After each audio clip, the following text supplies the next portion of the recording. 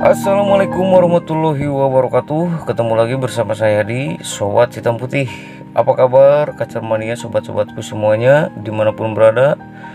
Mudah-mudahan selalu pada sehat dan selalu lancar rezekinya, amin. Oke sobat-sobatku, di kesempatan kali ini saya akan berbagi sedikit pengalaman mengenai pengkerodongan pada burung kacer.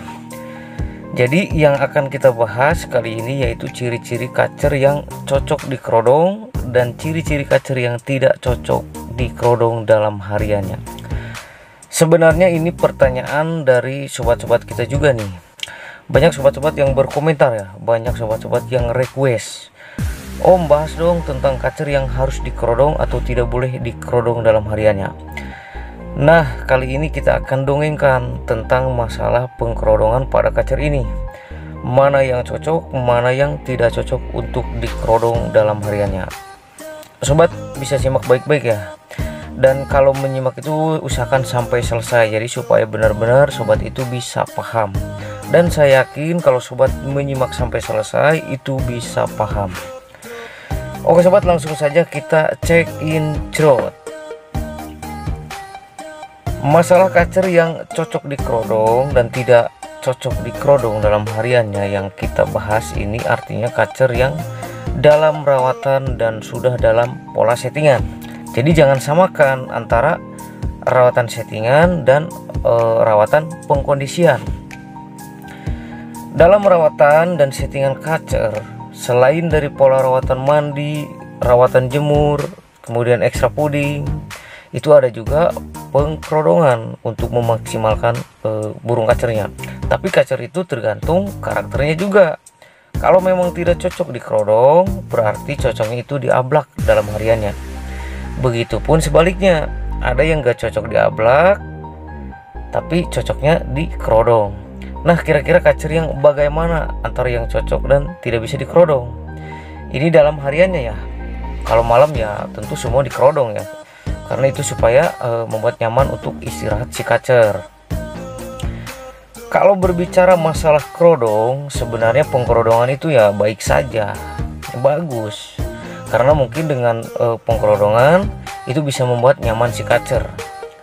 Tapi kalau kacer yang sudah masuk ke tahap settingan dan suka dilombakan, kerodong ini ada pengaruhnya juga. Kacer itu ada yang cocok dikerodong, ada juga yang nggak cocok atau tidak bisa untuk dikerodong dalam hariannya. Itu supaya memaksimalkan pola rawatannya atau pola settingannya. Dan seandainya kalau nggak cocok dikerodong, kemudian salah rawatan dan memberikan kerodong, itu bisa berpengaruh dan bahkan bisa menimbulkan hal negatif pada burung kacer, yang membuat kacer itu saat digantang itu timbul masalah atau kurang maksimal. Kalau secara simpel dan gampangnya melihat kacer kita itu cocok atau tidaknya untuk dikerodong dalam hariannya, sobat bisa coba dan perhatikan ya. Misalnya begini, kalau kacer sobat ketika kacer hariannya itu dikerodong, itu bisa perhatikan kotorannya ya. Kalau kacer itu ketika diberikan pengkerodongan, kotorannya yang tadinya bagus setelah diberikan kerodong malah besar-besar, lembek dan basah. Nah, itu tandanya kacer yang tidak cocok atau tidak bisa dikerodong dalam hariannya. Yang tadinya misalkan diablak bagus, kemudian dikerodong kotorannya malah jadi jelek. Nah, itu tandanya kacer yang tidak cocok dikerodong, jadi harusnya diablak. Itu cara simpelnya. Lah, kok kenapa dikerodong kotorannya malah jadi lembek, malah jadi besar, becek-becek? Nah, itu karena biasanya di dalam kerodong itu si kacer itu malah menjadi banyak makan, banyak minum, tapi kurang aktivitas, kurang gerak ya. Cuman diem, santai, tidur banyak, makan banyak, minum juga banyak. Dan ada juga yang mungkin karena suhu dalam kerodong itu agak hangat, ya kemudian si kacer itu banyak minum, akhirnya kotorannya jadi basah, lembek, encer kan gitu. Dan bahkan sobat bisa perhatikan juga nih, kotorannya itu kebanyakan suka numpuk di satu tempat kalau misalkan tidak cocok dikerodong. Jadi si kacer itu karena kurangnya aktivitas, kurang diem, karena banyak diem tadi, banyak tidur, banyak makan, minum, akhirnya kotoran yang tadinya bagus setelah dikerodong jadi jelek dan numpuk di satu tempat karena kurang gerak tadi, kurang aktivitas setelah diberikan pengkerodongan. Kalau seperti itu berarti kacernya nggak cocok dikerodong hariannya. Nah, itu cara simpelnya, cara gampangnya ya. Pengalaman saya melihat kacer itu cocok atau tidaknya dikerodong.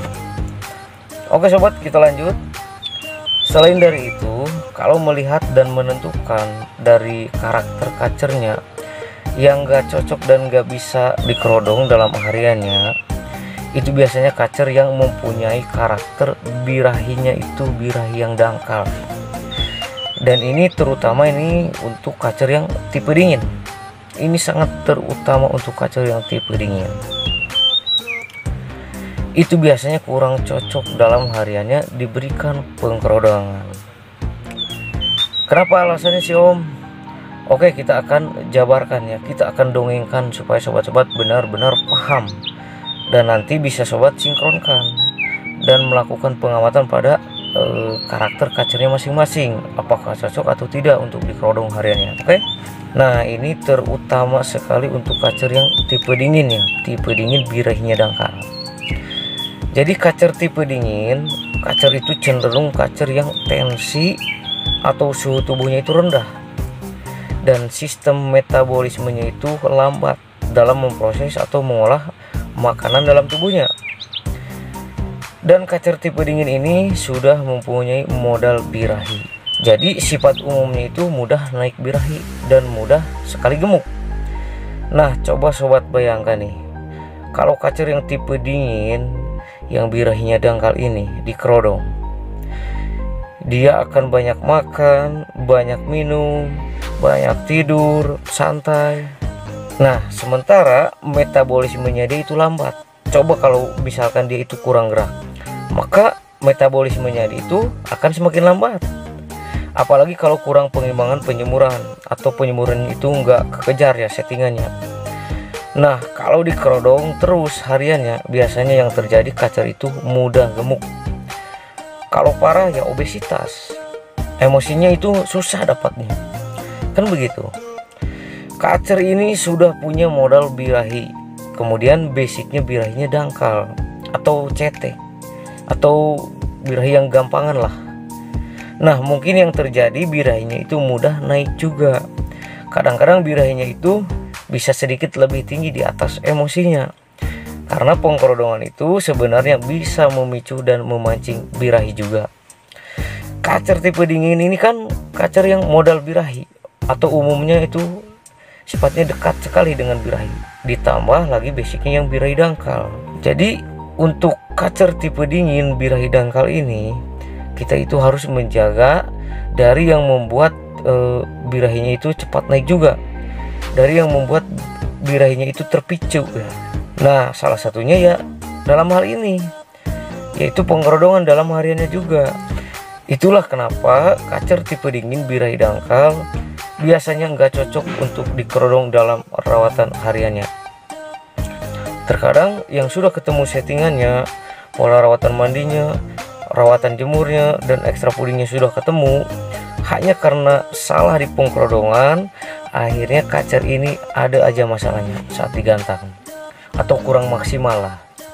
Nah, itu contoh kacer yang settingannya itu tidak cocok dikerodong untuk hariannya. Ingat ya, settingan atau pola rawatan settingan. Terkecuali kacer yang sedang dalam tahap pengkondisian, itu kan beda lagi. Misalnya pengkondisian kacer yang nyilet, kurang gemuk, atau sedang mengejar birahi, itu kan beda lagi, bukan termasuk settingan. Kalau harus dikerodong ya dikerodong. Kacer yang kurang gemuk atau nyilet dikerodong supaya banyak makan, banyak minum kan gitu. Jadi jangan samakan pengkondisian dengan settingan. Oke, kita lanjut lagi sobat.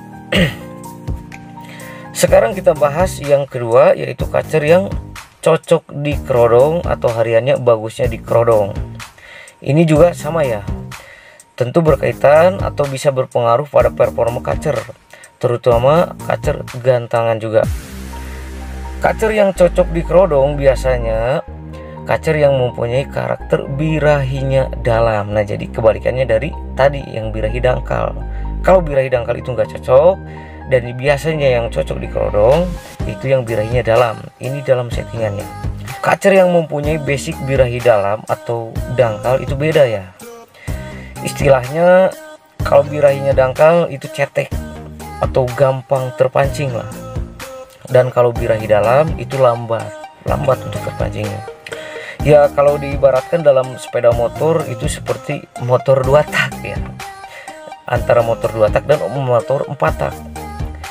Kita ibaratkan motor 2 tak itu kacer birahi yang dangkal, dan motor 4 tak itu diibaratkan kacer birahi yang dalam.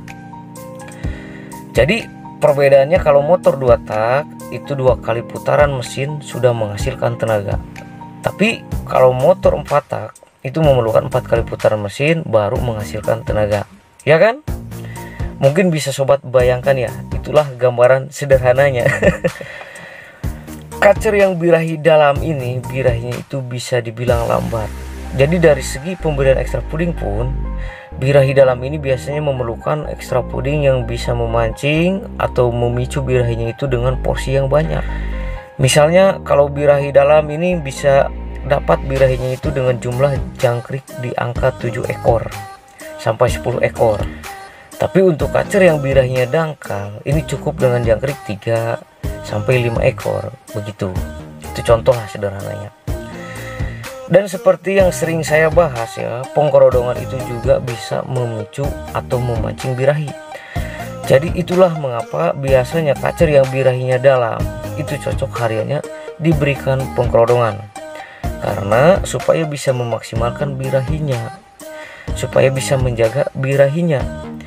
Dan ini sangat berpengaruh pada performa kacer saat digantangan. Jadi pengkerodongan ini selain dibilang untuk istirahat ya, bisa juga untuk memaksimalkan performa dan penampilan si kacer juga. Nah, sekarang kita bahas tentang masalah pengkerodongan dalam hariannya untuk kacer yang giras. Tentu ini juga sangat berpengaruh untuk digantangan nih. Kacer yang giras biasanya cocok dikerodong hariannya. Kenapa? Karena kacer yang giras dalam hal birahinya itu biasanya itu labil, angot-angotan ya, naik turun. Karena kacernya kan giras. Nah, bisa kita bayangkan nih gambarannya.